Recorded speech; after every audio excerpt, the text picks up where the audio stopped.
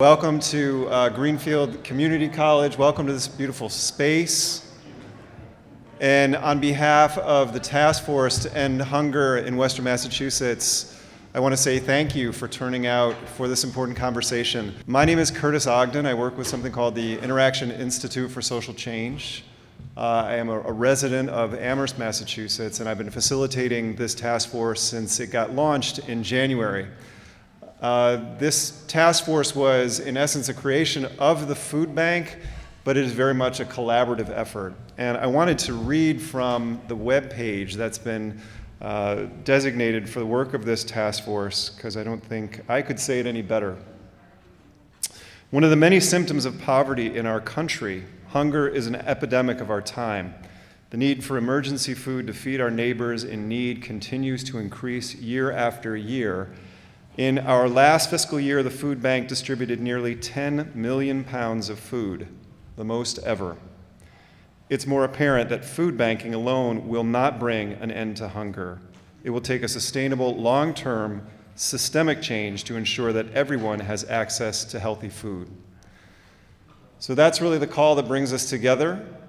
So the task force represents a geographic stretch in our region, the 4 counties that are the focus of these conversations, and they are very much about coming together and not simply talking, but ultimately taking action. And here really to listen to what's on people's minds about hunger, about poverty, and about the future of our region. So we'll say a little bit more about the agenda in just a minute, but I wanted to go ahead and welcome our host, Dr. Bob Hoare, to say a few words. Lyndon Baines Johnson said that far too many live on the outskirts of hope. He had no idea, he couldn't possibly see that so many hardworking families in our nation today would go hungry.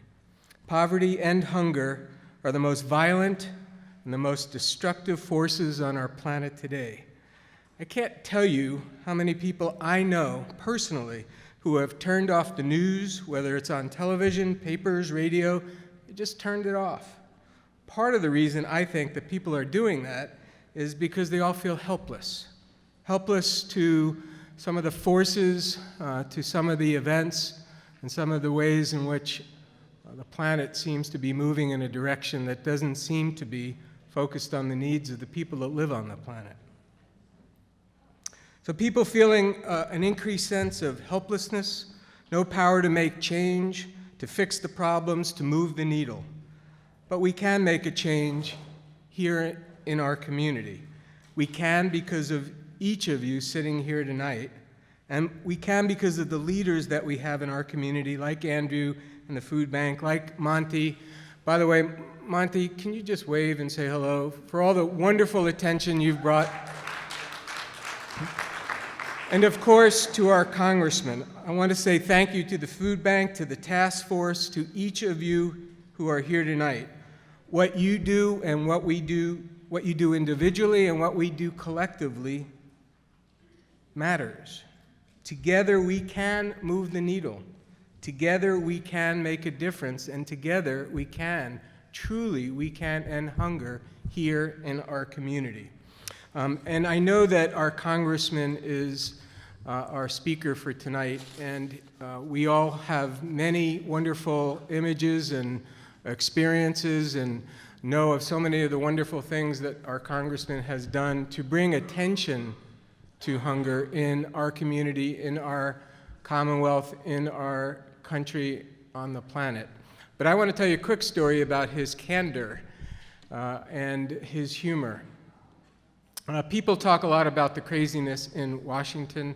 About a year or so ago, maybe not quite that far off, the college was asked to present to a subcommittee of Congress. And so one of our professors, Teresa Jones, was talking about our sustainability program. The congressman was gracious enough to leave the floor, to come over to the subcommittee, just to formally welcome Teresa. Professor Jones was about ready to go. He got there, asked the chairman of that subcommittee, who was from the majority party, to give time to our congressman to introduce Teresa.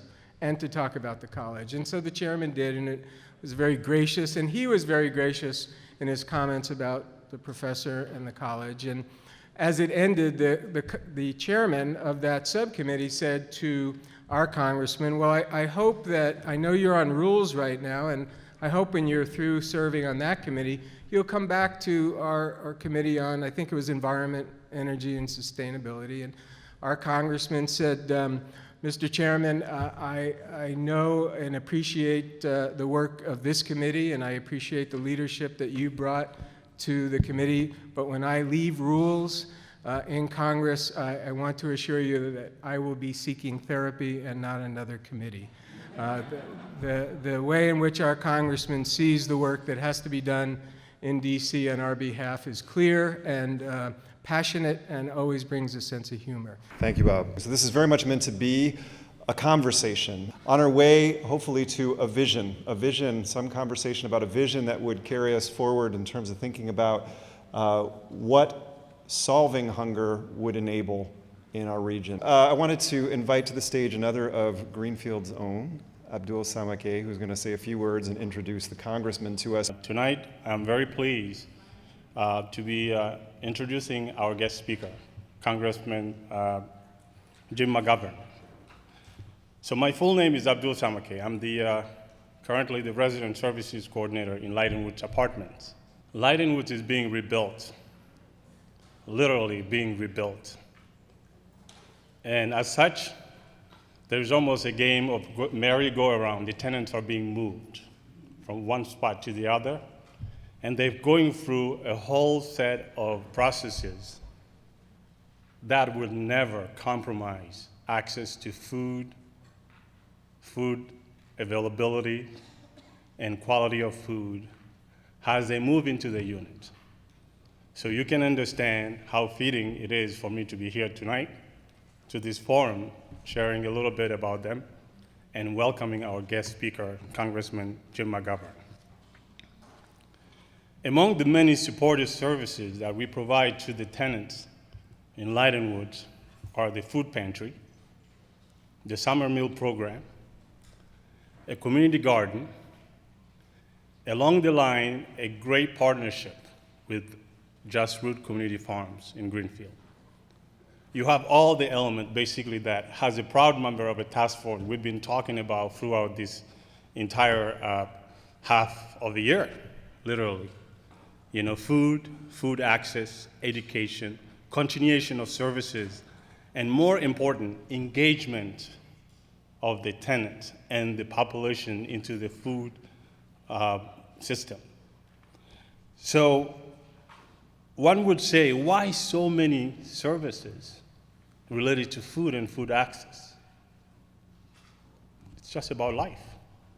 One needs to have his life sustained in order to even pretend to get a home. And you're in the home, and then you go from there and thrive to all the other aspects of life. Work, school, health, transportation, you name it. But you start with being a healthy person who eats well enough to be able to think about those. And then it's very empowering for the tenants to know this forum is taking place right here in Franklin County. So we want to stop hunger. That's what brought us. And the champion in Congress, who has been very supportive of all action toward the food and food access and ending hunger in Massachusetts, in Western Mass, and in the country, is here with us tonight. How empowering is that? So the tenants know, and I went around today and gave out pretty much 150 flyers about this. But the first solution you have on the top of your solution sheet, it said, fight against stigma and poverty. It's very, very uncomfortable to have somebody suffering from hunger, to have you talk about their suffering. Blank. But our congressmen took those quiet words, those silences, to the Congress and pounded to have those benefits, the SNAP, the SSI, the SDI, the WIC program protected, so people can leave them alone because the family rely on those services. in order to fry to success. As a resident services coordinator, I've seen it a lot about hunger. The worst of the worst is really the quiet hunger. The hunger of the baby, the hunger of the senior who's tired, the hunger of somebody who has lost disabilities one by one to the point where they cannot really move out to go get food and sustain their life. All within the housing complex. We are the community builders.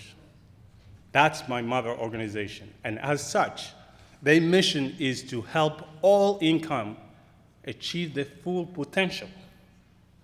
How do you start working on that without food and food access and food security? It's not going to happen. You may give somebody a brand new house with all the up-to-state kind of regulation. If they don't have enough food in their tummy, the thinking won't start. The house will not last long. And our congressman, who is a Democrat, of course, and second district representatives, has taken the issue to the Congress of the United States of America. Very empowering for the quiet. So it is really a privilege for me and an honor to welcome him here in Franklin County of Massachusetts and to congratulate him for the award of John Board Award that he's going to receive sometime this fall for his work on hunger. Welcome, Congressman.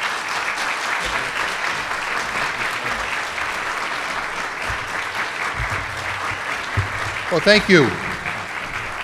Well, first of all, let me say thank you to Abdul for those overly generous comments, and I appreciate them, and I appreciate all the work that he does.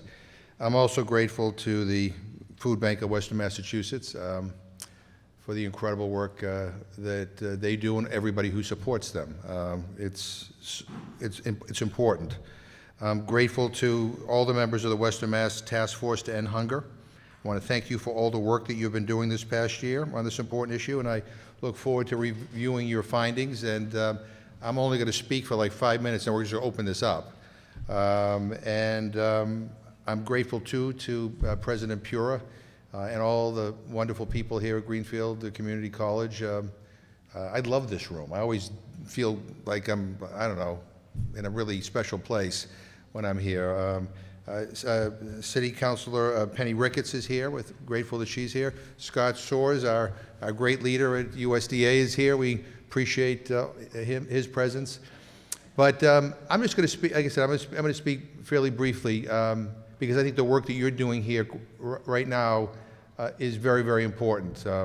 Was Monty still here? There he is.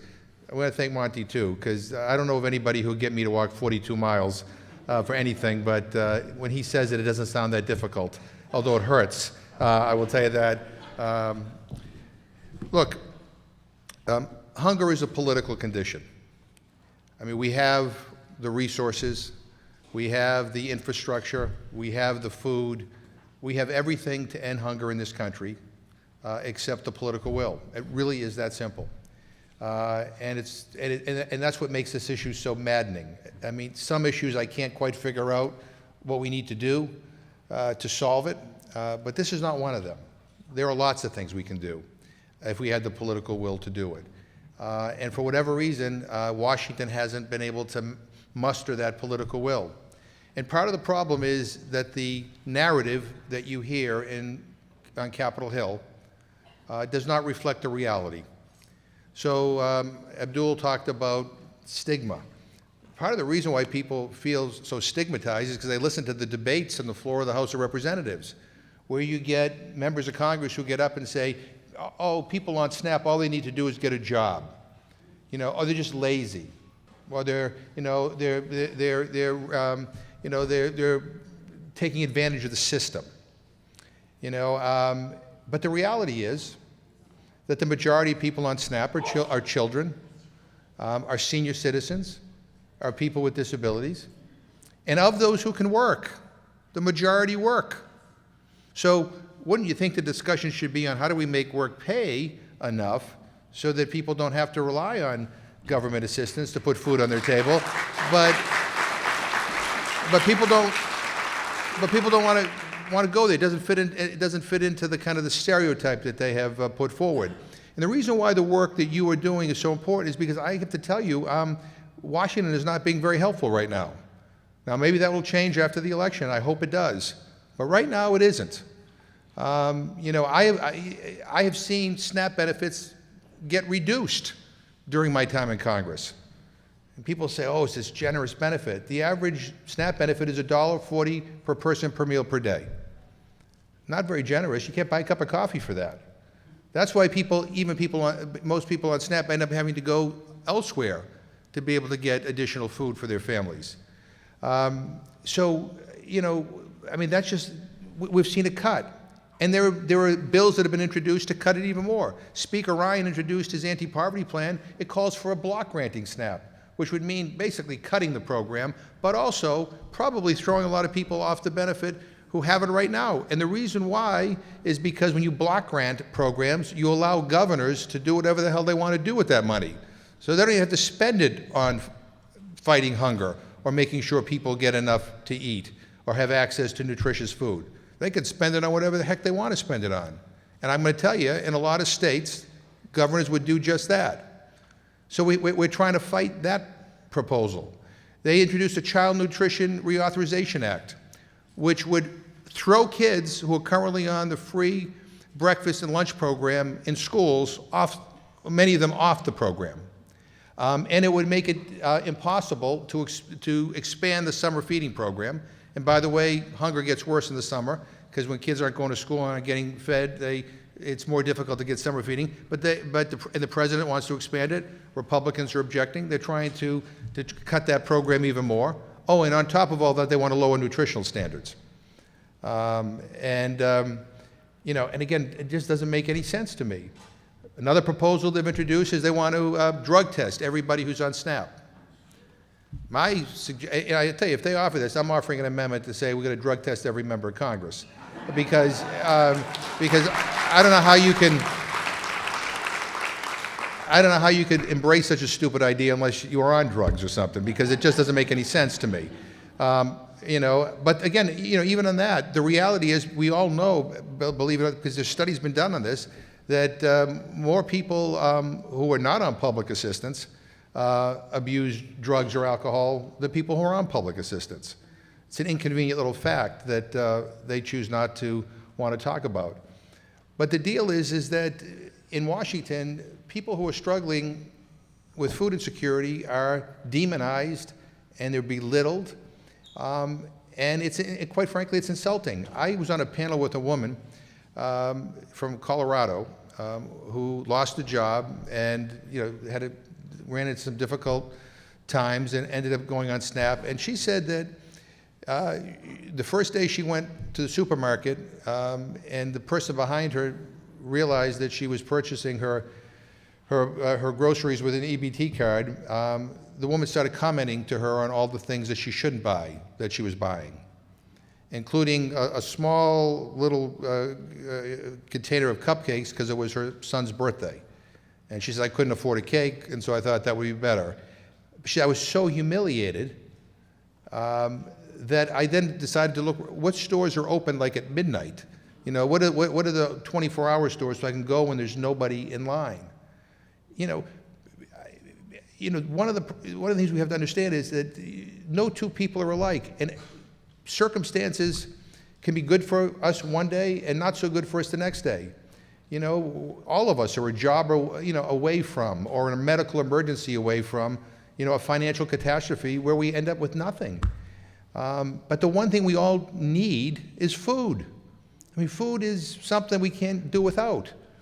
And so, what I find so offensive about what's happening in Washington right now is just the lack of appreciation that there are people who need assistance to put food on the table and who are good people, who love their kids as much as I love my kids, who work as hard as I do and you do every day. I mean, being poor is hard work.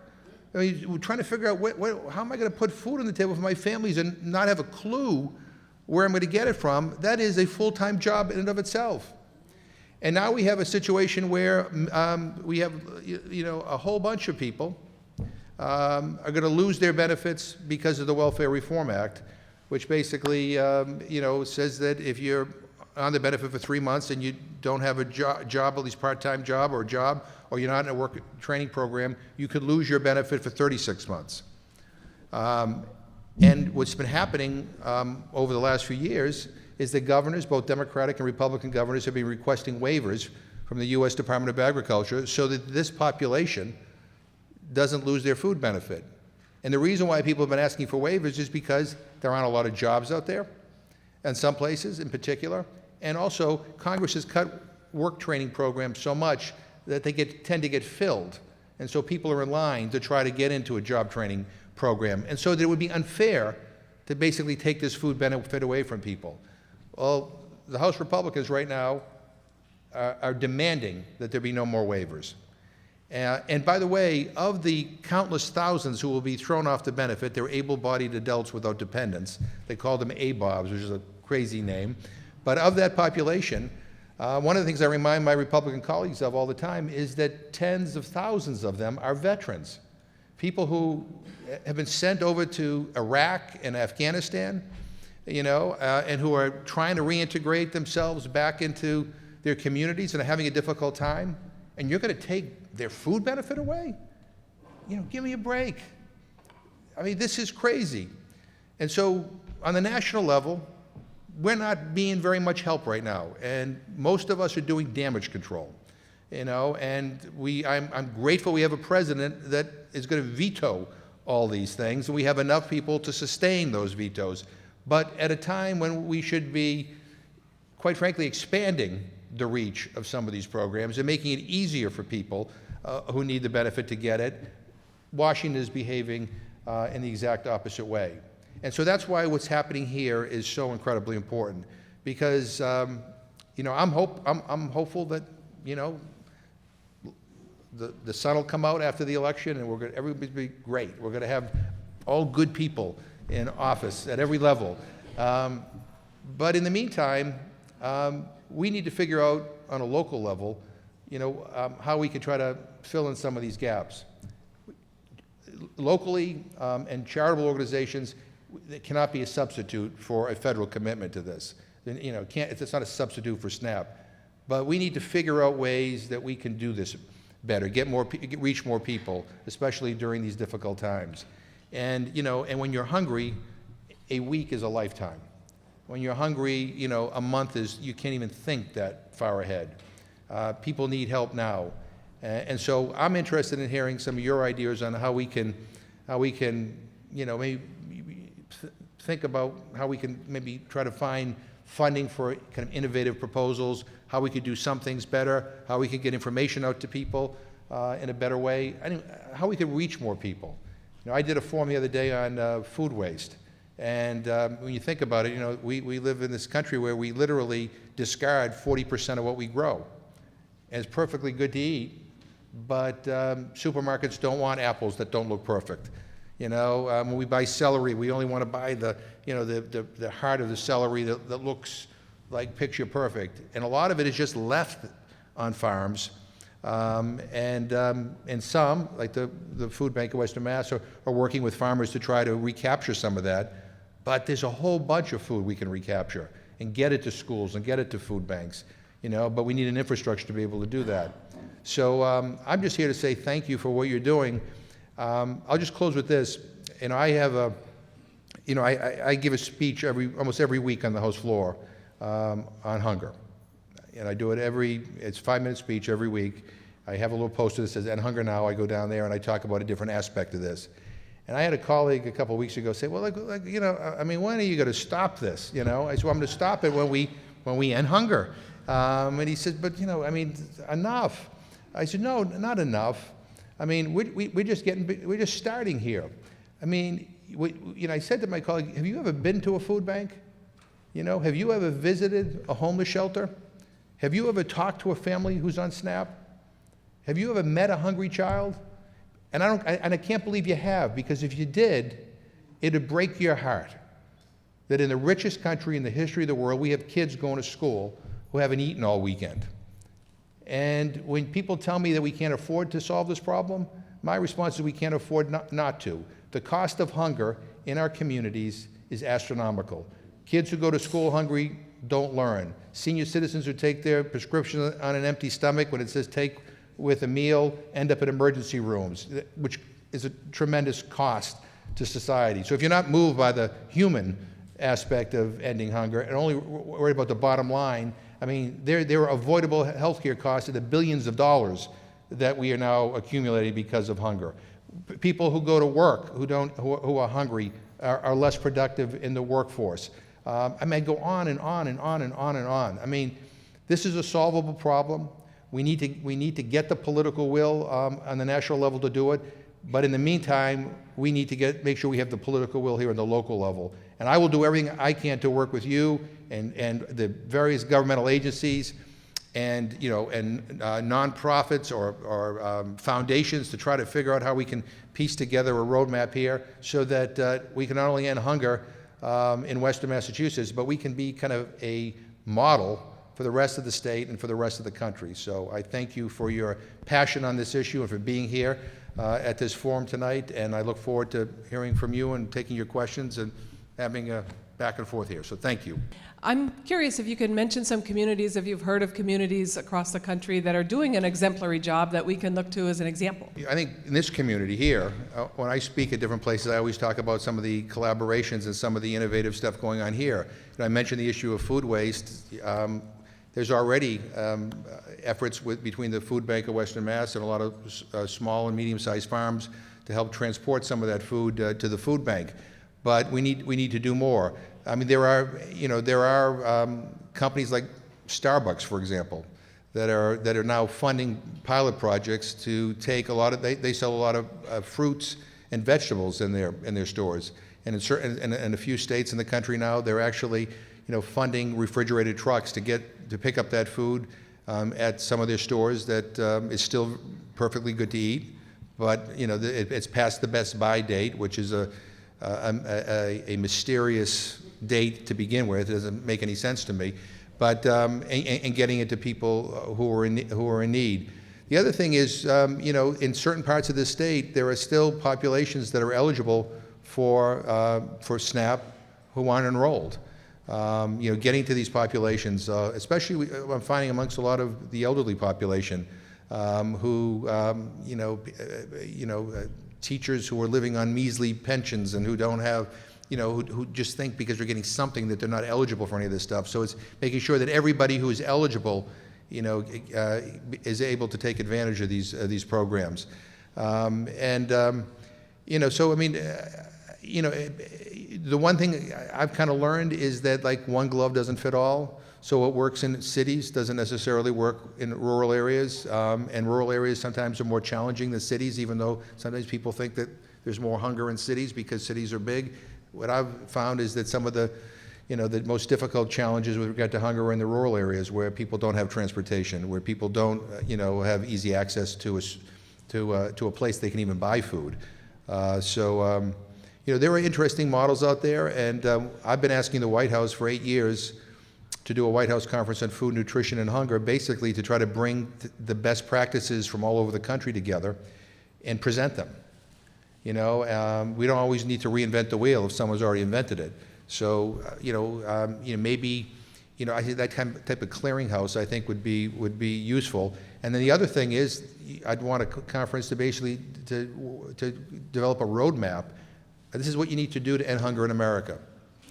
I've tried, and let me just preface this, I love the president, and I've talked to him about this, and I talked to the First Lady, and I talked to the Secretary of Agriculture, and I talked to the White House chef, I talked to everybody, and it just never rose to the level, where I think anybody thought that it was, that it was politically advantageous to do this kind of thing. But I think it's absolutely necessary because we need a national plan, and we also need to share best practices. Is there any way that we can expand the federal poverty guidelines to accurately reflect the rising cost of living to increase eligibility and enrollment? I'm on a number of letters to the White House to try to get them to do just that. I mean, because I think that I'll go back to the SNAP benefit again. I don't think that reflects reality. It doesn't reflect the rising cost of living or the rising cost of food. You know, if we were having a serious discussion in Washington, we'd be talking first and foremost about expanding that benefit so that it is a benefit that could provide people the ability to be able to feed themselves and their families with nutritious food. And you know, I mean, that's, you know, when you talk about expanding the, you know, the poverty guidelines, the resistance is that it will cost us more money. And it will in the short term, but in the long term, it will save us money, as for all the reasons that I just said. But I think, look, I think when we get through this election, I think, you know, that's one of the things that we need to, you know, tackle with the next administration, and hopefully with a Congress that is a lot more friendly to some of these issues than this Congress is. I wonder, is there any serious reevaluation of welfare reform? Is there any hope to, I guess I'd really like to see at least someone quantify the results, because a lot of people think it's a really successful program. You know, it's really helped people get off welfare. I think the best you can say that is a mixed bag, because, you know, the proponents of it will point to examples of people who made the transition off of welfare into work.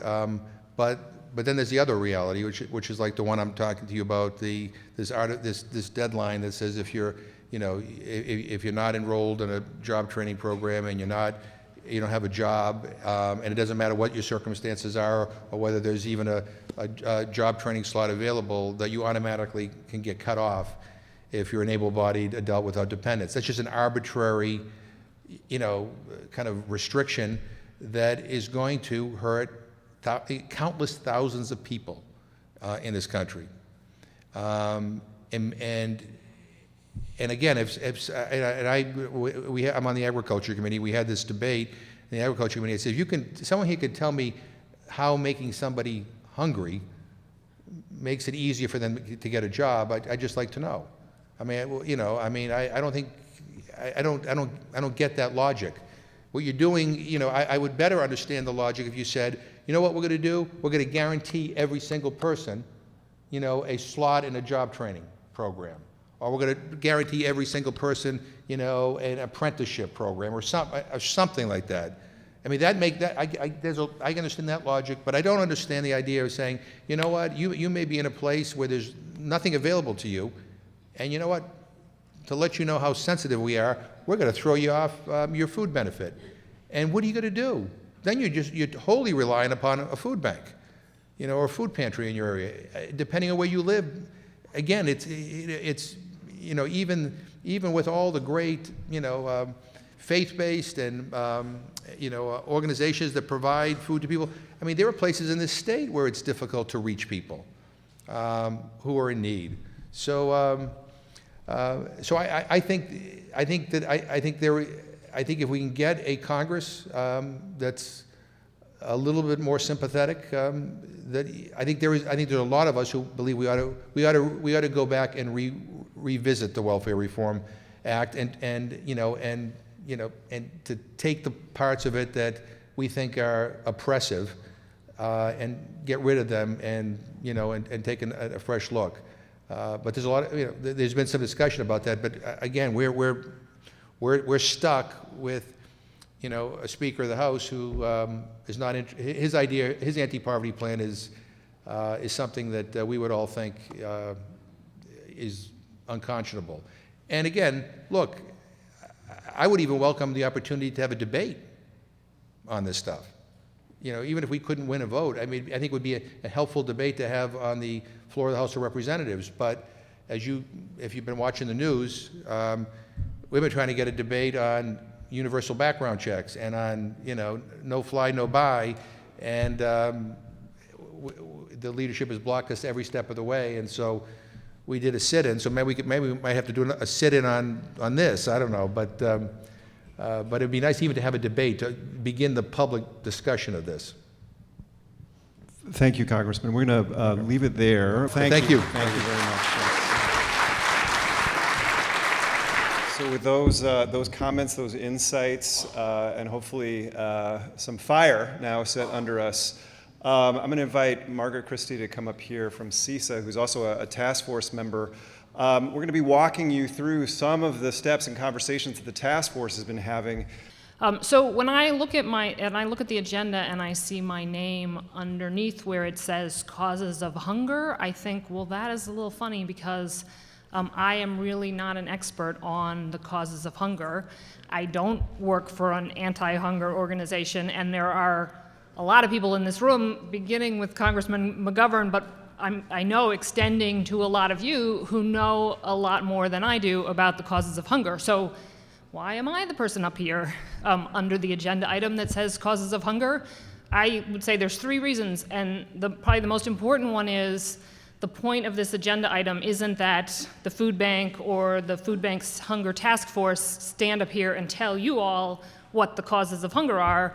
The point of this agenda item is that we talk to each other and we fill in the blanks and we keep adding to our understanding of what hunger looks like. So I'm going to give you a little background on what we've been doing at the task force, but then we're going to move to conversations at our table and kind of filling in the picture that we've been designing of what are the many causes of hunger. So that's the first reason. The second reason that I'm here is that the food bank, in putting together this task force, I think thought really broadly about who is involved in food in our community and how does that connect to hunger, and how do we make sure that we're talking to each other across all kinds of lines and divisions and just kind of our everyday busyness that might mean that generally I talk to people who are thinking about agriculture, and somebody else talks to people who are thinking about hunger. You know, they talk to each other, and they really thought about how do we make sure that we're crossing those divisions. If we want to come up with a big solution, we better make sure we're a big, broad group. So that's the second reason that I'm here. And the third reason that I'm sitting here or standing here in this slot on the agenda is that although I don't work for an anti-hunger organization, I work for an organization that cares and thinks a lot about food. We care about who grows our food, we care about where it's grown, we care about how it gets to people. And we believe that if you care about food and you're not thinking about hunger, you are really missing the boat. So even though we're not an anti-hunger organization, we are really interested in figuring out solutions to hunger.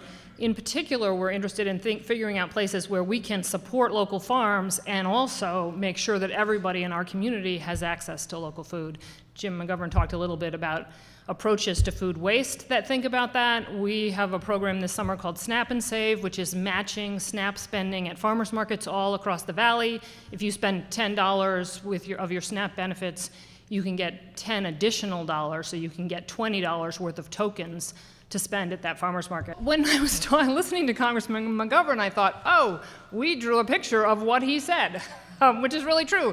If you wanted to go through and make a check mark next to the things that Congressman McGovern mentioned, I think you would probably check off most of those things. So he did a pretty efficient introduction to this.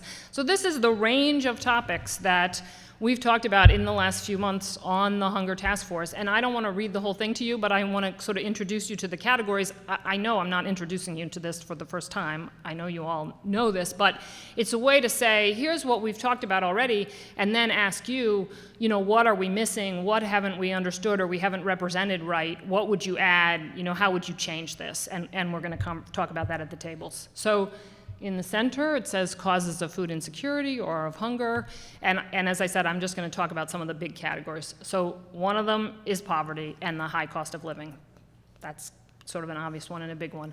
Another one is jobs, and that's something that Congressman McGovern really talked about. Lots of people are underemployed, lots of people are unemployed. Wages are too low. Lots of people who work a full-time job still aren't making enough money to support their family. They're not making a living wage. There's real problems with lack of job training, people who don't have job readiness skills and don't have any way to get them. And we've seen really stagnant job growth, particularly at kind of entry-level jobs. So those are some of the things we've talked about related to jobs. Homelessness, we have a lack of affordable housing. And there's really long lines to get housing vouchers, and there's all kinds of other associated problems with that. Then there's some big underlying societal issues. Some of them have been with us for a really long time. Some of them have also been with us for a long time, but are maybe getting some new attention. One of those is racism, which affects all these other things that we're talking about in lots of insidious ways. Another one is addiction, which I know you all are thinking about. The lack of treatment options, that's related to people's lack of access to good food. And then Congressman McGovern talked a lot about the lack of political will. And I think that's also related to something he also talked about, which is a lack of education or of understanding. So the people who say, why don't those people just get a job? That's a lack of public education. Both, he's doing a good job of educating the rest of Congress, and maybe it's the job of the rest of us to educate all the rest of people around us. But I think the lack of understanding about who's hungry, what are all the many reasons they're hungry, what are some of the options of what to do about it, affects our lack of political will and the fact that we have choices about how we spend our tax dollars, and we are not choosing to prioritize ending hunger, or we're not convincing our Congress to prioritize that for sure. And all of that leads to a frayed social safety net, to public programs that aren't doing what they need to do to protect people and help them through a hard time. One of the things that we talked about in the very first day of the Hunger Task Force was this thing called the cliff effect, which many of you may be familiar with and some of you may not. I was interested that the person who brought this up on the first day of the task force was somebody who represents large employers in Western Massachusetts. And he said, the businesses that I work with have a problem, and this is the problem that they have. They pretty often have an entry-level employee who's great and they would like to promote. And when they go to that person and say, hey, I want to give you a promotion and a raise, the person comes back to them and says, I can't take that job. I can't take a raise, because if I get a raise, I'm going to lose all my benefits. And the raise you're offering me doesn't offset my loss of benefits, and so it would be a foolish decision for me to take that job. So that means that person is sort of faced with this choice of falling off a cliff if they take the raise, because we're not giving them a ramp down from the level of benefits they're getting now to a level where they're making enough money to support their families. So that idea of the cliff effect is something that we've talked about. And are there ways, for example, to have some kind of pilot program exploring a different way to help people move off of the benefits that they get? A couple of other things that are up here. One of them has to do with poor access to food. Congressman McGovern also talked about this, that if you can't get to a supermarket, if your only choice for food is a convenience store, then you get to choose every day between chips and soda and candy bars. And that's not a good choice. Another issue that's on this map that's close to my heart and the work of my organization is the high cost of food production. We talk a lot about how farmers often don't make enough money, that they too don't often make a living wage for the hard work they put in growing food for us. And at the same time, there's lots and lots of people who can't afford that food that they grow. So that's a system that's broken. And that we need to fix. And food waste, which Congressman McGovern also covered. So I don't think that's everything up here, but it's a general sense of these different things that we've talked about at the task force. And again, Curtis is going to talk a little bit about next steps, but basically, next steps are to get input from you. So at tables, everybody should have a yellow sheet of paper with this image on it. So as you look at the yellow sheet, is anything missing? Is anything missing? And then the second question is, should anything really be bolded? That is, this is a very significant contributor to this issue. Notes have been taken at each table, and we will be collecting those, but we would like to hear some of what's coming up. Anything that you named that was missing, that should be on that mind map, anything that the table was coming to some consensus around about being bolded. Lack of integration of services was something that we were just talking about at the end here. Under education, we added some specifics around lack of cooking education. As sort of a side note to stigma, we talked about isolation and the fact that people can go through their days without knowing that they're talking to anyone who's having hunger issues or food insecurity, and the fact that we don't understand how that affects our community. And then we talked about infrastructure, food pantries not having enough funding, not having infrastructure like refrigeration. One of my concerns has been the fact that it never seems to be sale items on produce or fruits, whereas you can get 10 for $1 on any garbage item that's filled with God knows what. 3 things that we mentioned that we didn't think were included in the mind map. One is mental health stability. Another would be purposeful redirection to these issues, so we aren't looking at things like how much we're spending on the military budget, and also the amount of oppressive bureaucracy that somebody has to go through in order to sustain themselves within the system. We also added some items to the mind map. Lack of adequate access to education. We know lack of education is on there, but access to education and how lack of education perpetuates through generations was one of the things that we talked about that plays into people making good decisions on food access. Lack of access to healthy food, although I know we talked a lot about it during the meetings of the task force itself, and we have things like lack of access to land on the map. We really didn't have anything on there recognizing lack of access to healthy food. And we tied that as a direct bubble to the causes of food insecurity. We also tied that to lack of political will and poor decision making as 2 kind of side bubbles related to that.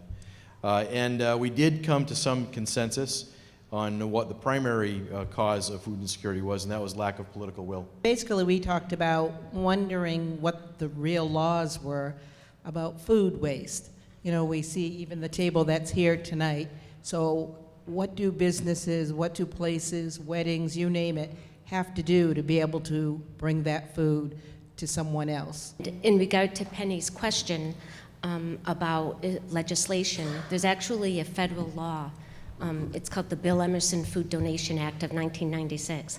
And that federal legislation allows for food to be donated without the fear of liability if the food is being donated to a nonprofit. How a few of these bubbles touch a little bit on inequality, but we'd like it to be, sort of its own bubble and bolded a little bit, specifically around racism and the justice system and the issue with LGBT homeless. What you've lifted up here has been heard by the task force, has been heard by everybody in this room. You don't want to just leave it at the level of problems. We want to move to some conversation about solutions. And so that interloper from Plainfield in the back there, Winton Pitkoff, who spoke a little while ago, is here by design. Just as Margaret found it jarring to see her name next to causes of hunger, I find it a little jarring to find my name next to solutions to hunger, almost as jarring as having to follow Congressman McGovern. So I have 5 minutes to summarize 2.5 years of work in a 450-page document. The Massachusetts Local Food Action Plan was completed at the end of last year and was accepted by the state. The plan is centered around 4 goals. How do we produce more food in Massachusetts, and how do we get more of that food onto Massachusetts tables? How do we strengthen the economy of the food system? How do we protect natural resources throughout the food system?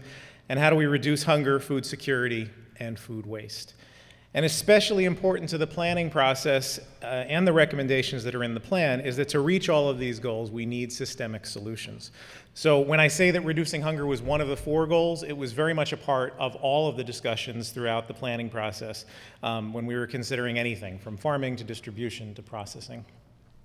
And we were looking primarily at policy interventions, and we found time and time again in our discussions that food policy is social policy, that how we grow and process and distribute and market and regulate our food has a profound impact on who gets to eat it. And one of the main issues, the main issue that comes up time and time again, of course, is affordability. The plan looks at affordability, though, and comes to the conclusion that the issue isn't about high-priced food so much. Food businesses tend to not be very high margin. In fact, more workers in the food system, field workers, retail workers, people who work in restaurants and in food processing plants, are actually on SNAP at a higher rate than most other industries. So the people that are producing our food and selling it to us can't afford it. So while there are certainly things in the plan that call for more efficiencies in the food system, the overarching goal is not to make food less expensive. So what we emphasize is increasing the buying power of families, and the plan calls for a living wage in Massachusetts. It calls for better access to existing benefits programs so that people can afford to buy better, healthier food for their families and buy it at fair prices. And it talks about nutrition education for children as well as for adults. One of the best examples of the connections between food system issues and the plan, in fact, makes the point that Massachusetts farmers grow and sell food that needs some amount of preparation, produce and meats that actually need to be cooked, but the reality is people are cooking less. And so the plan calls for bringing home economics curricula back to classrooms. And notes that this is not only about better health outcomes for families, although it certainly is, but also that means more sales for local farms, and in turn all of the benefits that come from a sustainable agricultural sector, like more local jobs and better protection of natural resources. The plan also emphasizes the important role that the healthcare system can play in making sure that people understand why they need to eat well and how they can do so. It talks about what doctors and hospitals and insurers can do through their interactions with patients that will facilitate them eating better. It talks about how important the emergency food system is, but also about how its services need to be coupled with efforts to make sure that its primary function remains as a temporary measure of last resort and not an ongoing source of food for low-income families. We can do that, and we talk about doing that by working with families who rely on the emergency food system to really address the causal issues of their food insecurity. And where emergency food systems and subsidies are needed, we can create and strengthen connections between them and the local agricultural system so that people who are already struggling have better food options. And a great example of this is the Healthy Incentives Program that probably a lot of you know about. It's going to be launched next April. And SNAP recipients who shop at farmers markets, farm stands, CSAs, and mobile markets are going to have their purchases matched dollar for dollar. So it's going to double their ability to buy healthy food.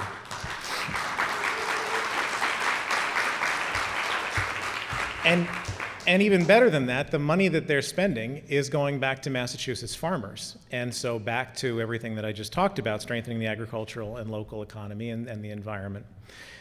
The plan also looks at physical access issues. Congressman McGovern mentioned this, things that are barriers to healthy foods in some communities, how public transportation systems are planned, ridiculous things like the rules that you can only have 2 bags when you're on a public bus. And also where stores are sited, which is obviously has been an ongoing issue even in some of the cities around us here, in Springfield in particular. It's something we're trying to address through the Massachusetts Food Trust, and we're hoping to get funding for that from the legislature this year. Now that the plan is complete, it's a public document that's out there for anyone to work with, and you can find it at mafoodsystem.org. A group of us have come together and formed the Massachusetts Food System Collaborative. It's a network of organizations and agencies that are working to promote and monitor and facilitate implementation of the plan.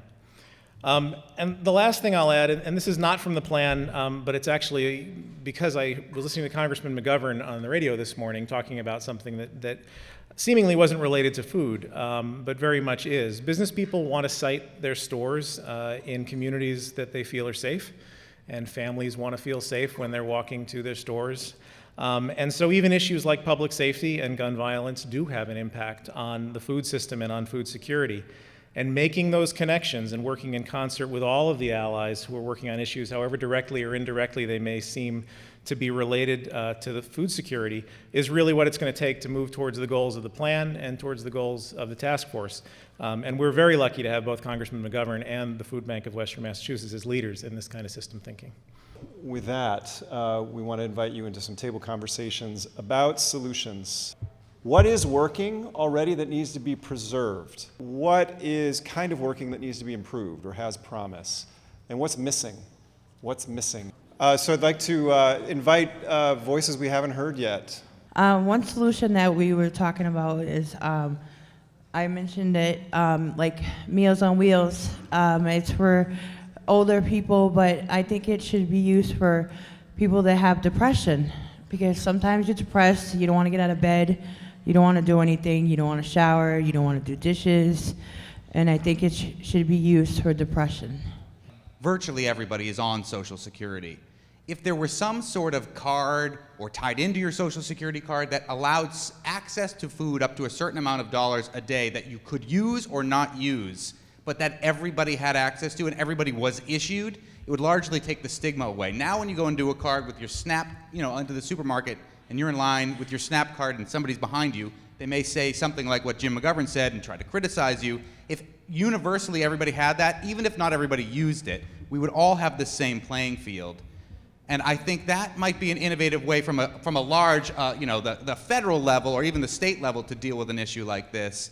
And then the communication on the ground level with the food that exists and making sure people know where they can go to get it and getting it to the right places and getting the access to it from the ground up, those two things working together at the same time could potentially, make a difference. Transportation in Western Mass is really leaving something to be desired. It's so we talked about having a bike exchange, perhaps putting in more bike racks, so people were able to utilize bikes in like local stores or on main streets, perhaps encouraging cities who are already paving roads to put in bike lanes. Having a flexible kind of rideshare program for people to get to farmers markets and community gardens and CSIs and CSAs and, and stores. There are some things that are working in the public now where, for instance, physicians can ask women who come into the emergency room about domestic violence. Things can be passed at the registry of motor vehicles when you have to go and renew your license. It might be a good thing to have a common information packet passed out to every single citizen that re-registers about hunger and about listing some hunger resources that are available to them in their community. To get people motivated, whether it's in the political realm or in other realms. And one of the ways that I found, I was very motivated to be a part of this task force originally, but I became even more motivated, and that's one of the reasons why I drove from Munson today to be here, was one day we had data that Christina presented that showed the level of poverty and the level of hunger, food insecurity across the state, and Hampden County was the worst out of the entire state. I could not believe it. And I think that having that data is really one of the pieces, and having that education is one of the pieces that may be missing. People on the task force know I'm a huge fan of like community farming, so we talked about the benefits of that at a grassroots level. And she mentioned starting it with youth, so starting it with really little kids so that they understand what food waste is and that they care for their food in a different way, they appreciate food in a different way, so that when they get older, we don't have the same issues. Switch from addressing just the individual stigma to engaging sort of micro communities, like mini groups in housing developments or public housing or just wherever you might be, in terms of all of the services offered, making them available as a group or as a small community, so that it was less intimidating or daunting to be an individual reaching out for those services. I would like to invite you to give yourselves a round of applause for showing up to care and be invested. The task force has been engaging in a conversation recently about vision, about what is the vision that would pull us forward to say that this is not just about solving hunger, but it's about creating a better region for everyone. A couple of things just in terms of next steps. You each have a brown bag that's been handed out to you. Not because we believe that you have a shortage of brown bags, but maybe so. But this is meant to be a memento, a token, and a commitment. So we're actually inviting each person to write down on this paper bag a commitment that you're willing to make to address hunger, to end hunger in our region. And it could be as simple as sharing this conversation, as sharing the mind map of inviting people to look at statistics, or just striking up a conversation. To wrap us up, a last word from the task force. Have been serving on the task force since January, and it's just been a really rich experience. It's really strengthened my resolve and enhanced my awareness of food security. So on behalf of Greenfield Community College and President Pura, who was here earlier, I want to thank you all for coming, for not only sharing your experiences and your stories, but your ideas. And I think what Congressman said about the political will, I was sitting there thinking, he's right. You know, this is a moral outrage that in the richest country on earth we have people going hungry. And so it's the collective will that we need to rely on. And so people in this room I know are part of that, and I just want to thank you so much for being here. For me, sometimes after I come to something like this and I go home, I get ideas that I didn't think of while I was sitting at the table or in the heat of the moment. So if you have ideas, please get in touch with us. We'll be meeting through the end of the year, and thank you so much for coming.